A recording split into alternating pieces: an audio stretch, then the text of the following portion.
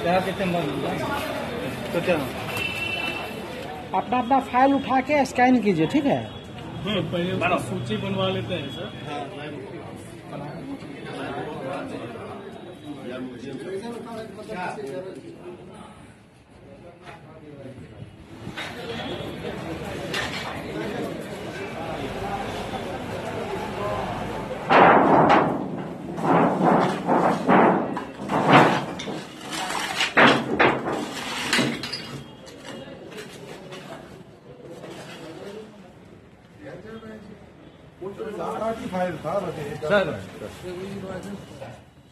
रात में 2:58 उनको सूचना मिली और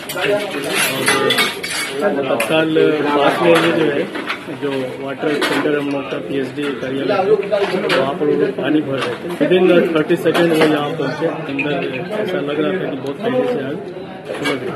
सूचना मुझे प्राप्त हुई थी कि मेरे चैम्बर में शॉर्ट सर्किट की वजह से आग लग गई है।